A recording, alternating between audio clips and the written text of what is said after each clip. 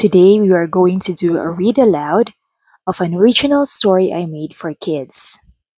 The title of the story is Pepe and the Magic Banig. Nung unang panahon, may isang batang lalaki. Ang pangalan niya ay Pepe. Nakatira si Pepe at ang kanyang pamilya sa isang kubo malapit sa ilog. Masayahing bata si Pepe, ngunit may isang problema. Hindi siya laging nakikinig sa kanyang mga magulang. Isang araw, habang naglalaro sa ilog, narinig ni Pepe ang kanyang nanay. Pepe, nasaan ka? Kakain na tayo. Ngunit sa halip na tumugon, si Pepe ay nagtago. Nang lumingon si Pepe, inanod na ng ilog ang kanyang laruang bangka. Hinahabol ni Pepe ang kanyang laruan nang may narinig siyang boses. Psst! Psst! Tulungan mo ako! Sino ka? Takot na tugon ni Pepe.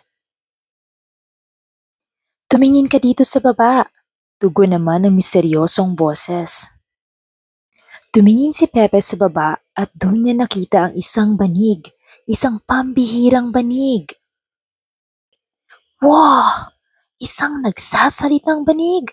Gulat na sambit ni Pepe. Tulungan mo ako please, naipit ako sa mga batong to, tugon naman ng nagsasalitang banig.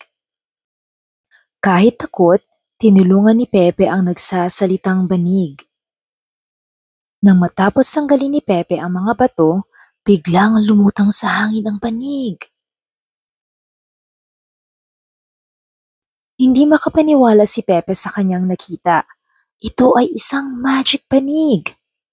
Bilang pasasalamat, bibigyan kita ng 3 kahilingan.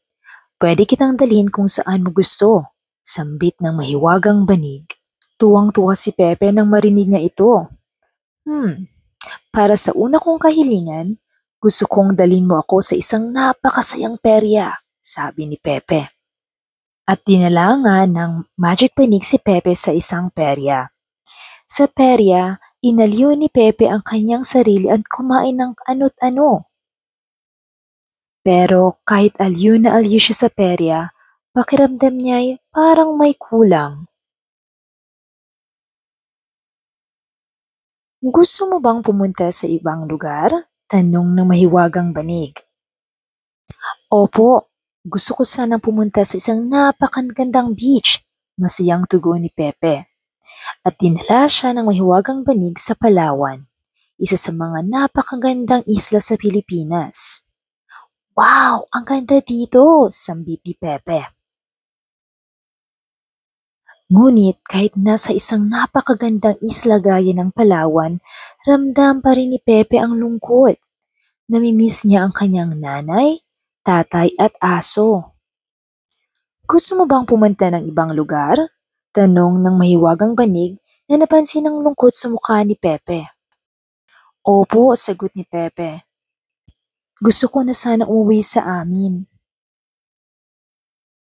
At sa kahuling kahilingan ni Pepe, siya ay dinala ng mahiwagang banig sa kanyang tahanan, kung saan naghihintay ang kanyang nanay, tatay at aso. Napagtanto ni Pepe na kahit saan man siya mapadpad, ang puso niya nasa tahanan pa rin nila, kung nasaan ang kanyang pamilya.